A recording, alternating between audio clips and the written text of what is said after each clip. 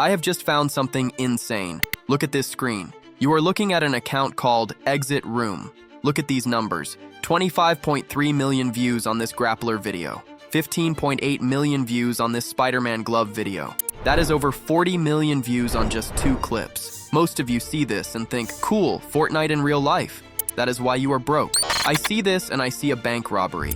Let's talk numbers. In the real-life gaming niche, the Creator Rewards program pays out huge because the retention is insane.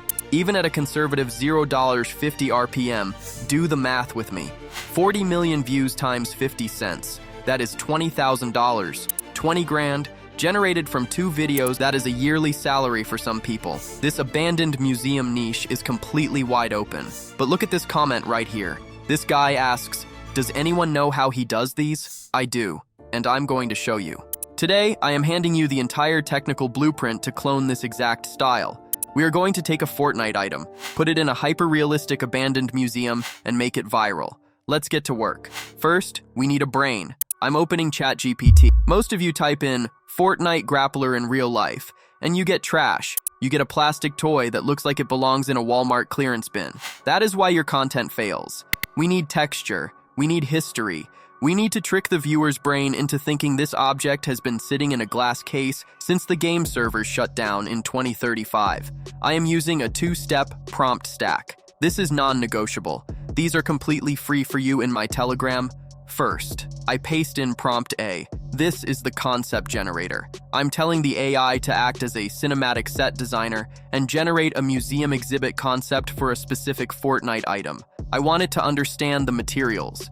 The AI gives me the concept. Perfect. It understands the decay. I'll go with the ideas like chug jug, cozy campfire, and port-a-fort. Now we need to go ahead and head to Google Images. Listen up because this is important. I'm going to go ahead and search for a chug jug. All right, this first one is perfect. It has this transparent background that we want. So all we need to do is go ahead and copy the image. Now we need to generate the asset. Stop using Midjourney for this. Midjourney is too artistic. It's too pretty.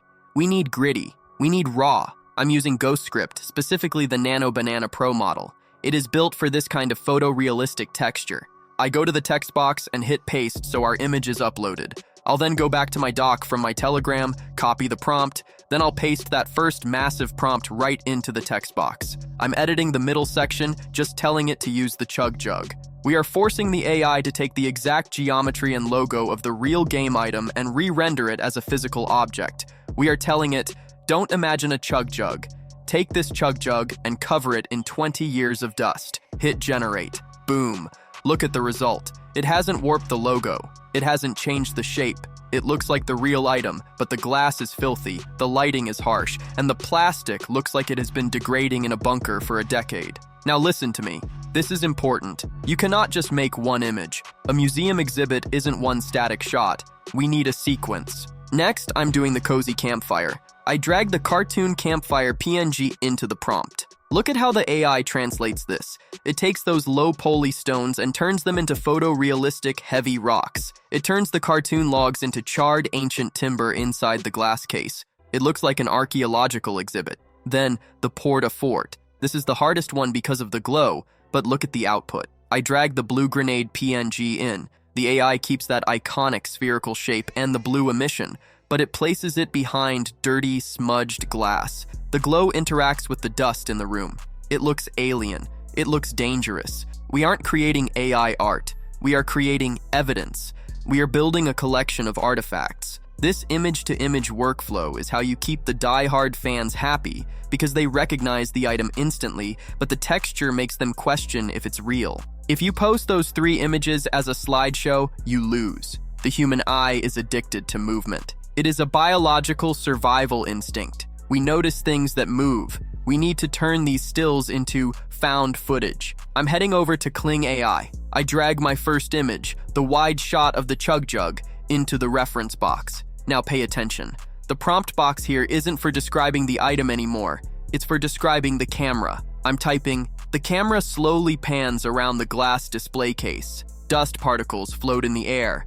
Reflections move across the glass. Cinematic movement. Hit generate. Wait for it. Look at the result. The parallax is real. The foreground moves faster than the background. The reflections on the glass actually shift as the camera moves. It feels like you are physically walking around this display case. It feels illegal to be seeing this. That feeling, that is what keeps retention high. We aren't making a cartoon. We are making a documentary about a video game history that hasn't happened yet. Now, before we jump into the edit, and the edit is where 90% of you are going to fail if you don't listen, I need to be real with you. I can give you the tools, I can give you the prompts, but I cannot give you the instinct. The real winners, the guys cloning these accounts and hitting 10 million views a month, they are sitting in my private community right now. In the community, we aren't just doing Fortnite.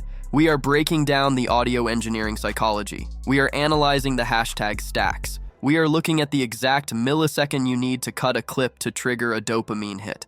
We are treating this like a science. If you are tired of guessing, if you are tired of uploading videos that get 200 views, and you want to be in the room where the blueprint is being written every single day, click the link in the bio. Join the community. Stop playing on easy mode. Let's get back to work. This is where the magic happens. We have raw materials, now we cook. I'm opening CapCut on the desktop.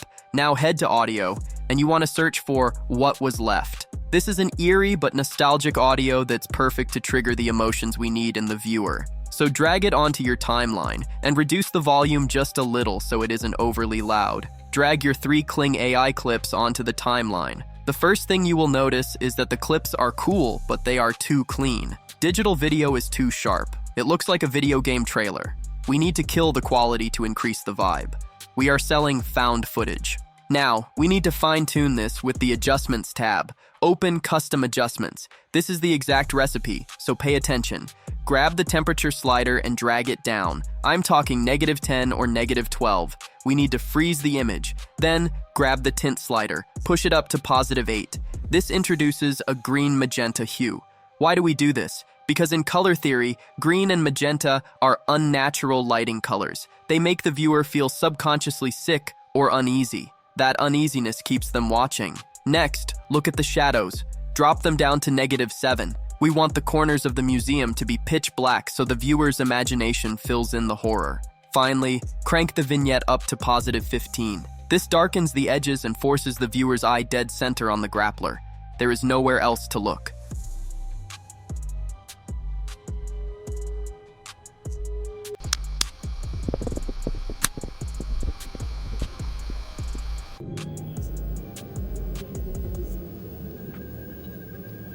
I put the prompts, the exact adjustment numbers for CapCut, and the list of tools I used in the Telegram below. Stop watching me do it and go do it yourself. Follow me for more glitches. Go dominate.